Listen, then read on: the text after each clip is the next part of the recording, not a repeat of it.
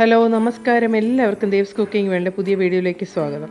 അപ്പോൾ ഇന്നൊരു സൗത്ത് ഇന്ത്യയുടെ ഫേമസ് ആയിട്ടുള്ള ദോശയാണ് ഞാൻ കാണിക്കുന്നത്. അപ്പോൾ ദോശയുടെ പ്ലേസ് ഓഫ് ഒറിജിൻ ഉടുപ്പിയാണെന്ന് എല്ലാവർക്കും അറിയാമായിരിക്കും അല്ലേ. അപ്പോൾ നമുക്ക് പല വെറൈറ്റി ദോശ നിങ്ങൾ കഴിച്ചിട്ടുണ്ടാവും. റവ ദോശ, നീർദോശ, ഗീ ദോശ, മസാല ദോശ, കീമ ദോശ, ഓംലെറ്റ് ദോശ, അങ്ങനെ പലതും. അപ്പോൾ ഇന്ന് ഞാൻ നിങ്ങൾക്ക് ഷെയർ ചെയ്യുന്നത് എൻ്റെ കിച്ചണിൽ ഞാൻ എക്സ്പെരിമെൻറ്റ് ചെയ്ത് 100% ടേസ്റ്റിയാണെന്ന് ഉറപ്പായ ഒരു എഗ് മസാല ദോശയാണ് കേട്ടോ. അതെന്തായാലും നിങ്ങൾ ട്രൈ ചെയ്താൽ പിന്നെ നിങ്ങൾ ഇങ്ങനെയുള്ള ഒരു ദോശ മാത്രമേ വീട്ടിലുണ്ടാക്കൂ. അപ്പോൾ ഇത് എങ്ങനെയാണ് ഉണ്ടാക്കുന്നതെന്ന് ഞാൻ പറഞ്ഞുതരാം.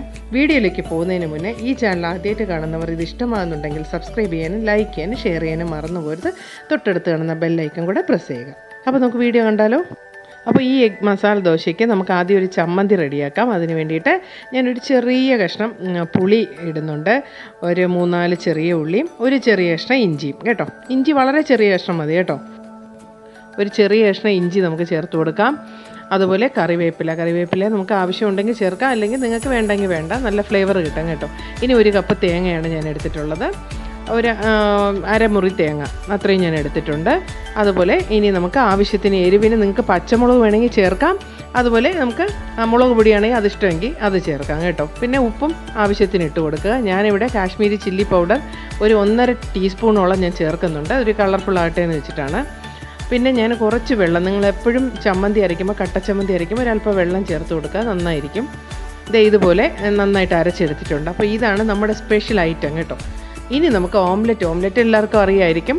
ഇനി ഞാൻ ഓംലെറ്റിൻ്റെ സംഗതികളൊക്കെ റെഡിയാക്കണം. ഒരു ചെറിയ സവാള, ഒരു പച്ചമുളക്, ഒരു ചെറിയ ടൊമാറ്റോ, ഇത്രയും വളരെ തിന്നായിട്ട് കട്ട് ചെയ്ത് ഇട്ട് കൊടുക്കുന്നുണ്ട്.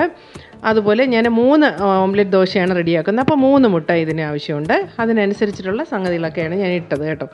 ഇനി നമുക്ക് മുളക് പൊടി ഇതിന് ഞാൻ ഇട്ട് കൊടുക്കുന്നുണ്ട്. മുളക് അരിഞ്ഞിട്ടിട്ടുണ്ട്, പിന്നെ ഞാൻ മുളക് പൊടിയും കൂടെ ചേർക്കുന്നുണ്ട്. ഇത് നിങ്ങളുടെ ഇഷ്ടത്തിന് കൂട്ടുകയും കുറയ്ക്കുകയും ചെയ്യാം. ആവശ്യത്തിന് ഉപ്പിട്ട് കൊടുക്കാം. എല്ലാം കൂടെ ചേർത്തിട്ട് നമുക്ക് നന്നായിട്ടൊന്ന് മിക്സ് ചെയ്യണം. ഇനി ഞാൻ മല്ലിയിലയും കൂടെ ഒരു ഫ്ലേവറിന് വേണ്ടി ഇട്ട് കൊടുത്തിട്ടുണ്ട് കേട്ടോ. അത് ഇഷ്ടമില്ലാത്തവർക്ക് സ്കിപ്പ് ചെയ്യാം. നന്നായിട്ടൊന്ന് മിക്സ് ചെയ്യുക. ഒരു സ്പൂണോ ഫോർക്കോ എന്തെങ്കിലും വെച്ച് നമുക്ക് നന്നായിട്ടൊന്ന് മിക്സ് ചെയ്ത് കൊടുക്കാം. അപ്പോൾ നേരത്തെ നമ്മൾ ബാറ്ററൊക്കെ റെഡിയാക്കി വെച്ചേക്കുമല്ലോ. ദോശമാവ് എന്തായാലും എല്ലാവരുടെ വീട്ടിലും ഉണ്ടാവും. സാധാരണ ദോശമാവ് തന്നെയാണ്. അതിനെ നമുക്കൊന്ന് നന്നായിട്ട് മിക്സ് ചെയ്തിട്ട് ഇനി ഒരു പാനിലോട്ട് ഒഴിച്ചു കൊടുക്കാം. ദോശക്കല്ലിൽ ഒഴിച്ചാലും മതി. പാനിലാണ് ഞാനിവിടെ ഈ ഓംലെറ്റ് ദോശ ഉണ്ടാക്കുന്നത്. നന്നായിട്ട് ചൂടായതിന് ശേഷം നമുക്ക് സാധാരണ ദോശ ചുടും പോലെ തന്നെ ദോശ ഒഴിച്ചു കൊടുക്കാം. ദോശ ഒഴിച്ചു കൊടുത്തിട്ട് ഉടനെ തന്നെ നിങ്ങൾ ഈ ഓംലെറ്റ് മുട്ട അതിലോട്ട് ഒഴിച്ചു കൊടുക്കരുത് കേട്ടോ. നോക്കിക്കോളൂ എങ്ങനെയാണ് ചെയ്യുന്നതെന്ന്. ഒന്ന് വെന്ത് വരുമ്പോഴത്തേക്ക് നമുക്ക് ആദ്യം ഈ ചട്നി ഒന്ന് ഇട്ട് കൊടുക്കുക. ഒരു 2 ടേബിൾ സ്പൂണോളം ഇടുക. അത് കൂടുതലിട്ടാൽ നല്ല ടേസ്റ്റ് ആയിരിക്കും കേട്ടോ. ഇട്ടിട്ട് നന്നായിട്ടൊന്ന് സ്പ്രെഡ് ചെയ്ത് കൊടുക്കുക. അത് ആദ്യം ഇട്ട് കൊടുത്തതിന് ശേഷം നമുക്ക് ഇനി ആ ഓംലെറ്റിൻ്റെ മിശ്രിതം കൂടെ നമുക്കിതിലോട്ട് ഒഴിച്ചു കൊടുക്കാം. അത് നിങ്ങളുടെ ആവശ്യം അനുസരിച്ച്. അപ്പോൾ ഞാനിപ്പോൾ ഒരു ചെറിയ ഒരു സ്പൂണാണ് എടുത്തിട്ടുള്ളത് കേട്ടോ. ഒരു 3 ടേബിൾ സ്പൂണോളം ഞാൻ ഒഴിച്ചു കൊടുക്കുന്നുണ്ട്. അത് വെളിയിലാകാതെ അകത്ത് തന്നെ നിന്നാൽ നല്ല ഭംഗിയായിരിക്കും. അപ്പോൾ ഇതൊക്കെ നിങ്ങൾ ചെയ്യുമ്പോൾ ഫ്ലെയിം ലോയിലായിട്ട് വെച്ചേക്കണം കേട്ടോ, അല്ലെങ്കിൽ ദോശ കരിഞ്ഞു പോകും. അതുകൂടെ ഒന്ന് ശ്രദ്ധിക്കുക. ഇനി നല്ല സൈഡൊക്കെ നല്ല വിട്ട് വരുന്നുണ്ട്. ഇപ്പോഴേ അത് മറുവശം വെന്തിട്ടുണ്ട്. നമുക്കിനി ഈ വശമാണല്ലോ നന്നായിട്ട് വേകേണ്ടത്. നമുക്കൊന്ന് തിരിച്ചിട്ട് കൊടുക്കാം. അപ്പോൾ ഞാൻ ശ്രദ്ധിച്ചെങ്കിലും എൻ്റെ ദോശ ആദ്യം ഒന്ന് മടങ്ങിപ്പോയി.